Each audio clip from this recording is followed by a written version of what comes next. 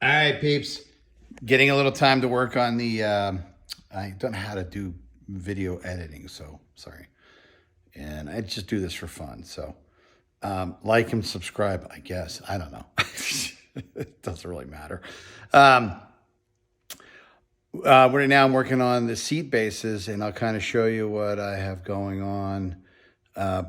Pulled some seats out of a 2016 Ford Fusion, which I really like.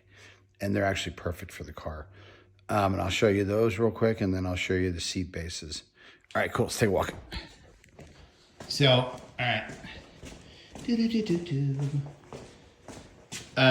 are the seats that I'm putting in. I really like them, and they fit really good in the car. So I've already done a pre-fit, built the pedestals and everything for the floors. Driver's one is electric, so which is cool because it's only a 2-wire. It's power to ground.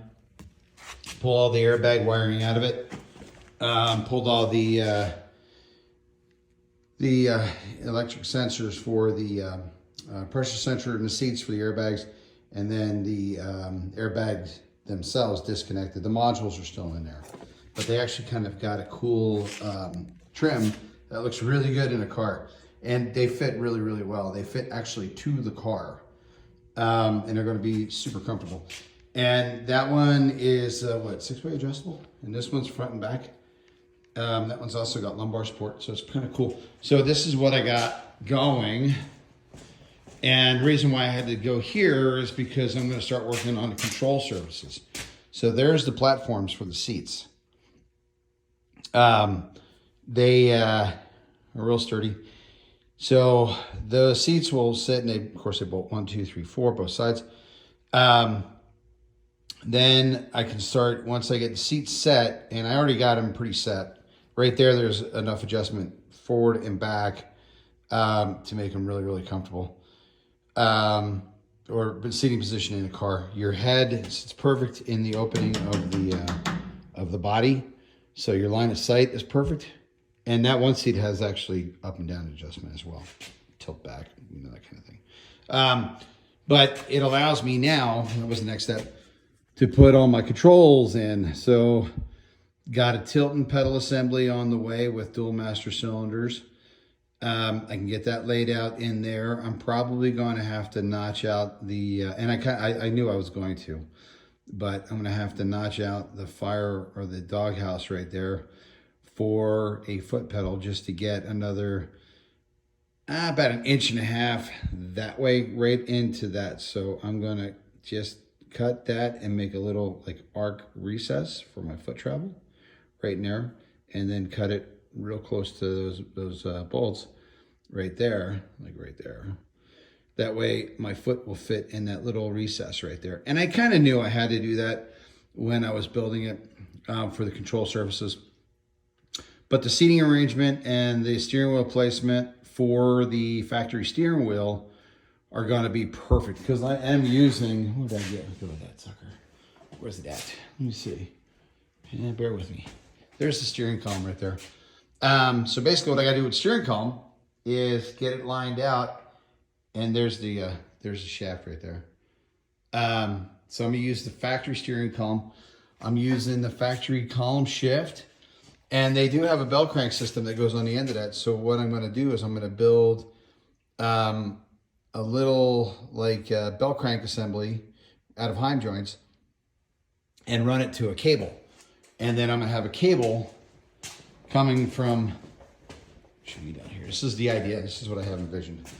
Coming from inside, well, it'll come out, the steering will come out right here, and then there'll be a little bell crank right here that I'll pull on a cable. So I'll have a cable stay, and then a cable that'll go down into the transmission arm. And then pull it forward and aft. But the where the steering is going to end up is like right around here. So I got to get that lined up. So basically working on all the drive systems, which would be steering, brakes, you know, seating placement, make sure ergonomically the car is comfortable, because that's ultimately what you want. You want a comfortable car to drive around. You don't want to build something and figure out that you're sitting too far away from the steering wheel, or too far left or too far right for it to be comfortable. So yeah, it's all coming out really good. I'll have more videos of it in process. But I got to get the seats back in. Well, actually, I'm gonna place that steering column and cut the holes, and then put it in and out. What I need to do with the steering column is there's a bearing in there, and it's the only bearing that's in that steering column. And then I have to get what was that, 7/16 shaft? So I'll have to get another bearing for that shaft right there. So what I'm going to do is I'm cutting down the column, and then I'll probably D out the top of the shaft or wherever I cut it. So I'll D it out, and then I'll not only clamp it, but I'll put pins in it as well. So it'll be really, really secure to the lower column. And I do have actually a set of Borgeson joints and Borgeson shafts that I can use as well if I need to. Anyway, that's just a check-in. So we're starting to move forward again inside the car, doing all the control surfaces and getting that all lined out. And then after I do that, then I can hang the front sheet metal and then start lining out the radiator, the wheelhouses up front, and then start making fender skirts, and then just doing like some, ornamental metal up there. Anyway, rolling right along. Peace out.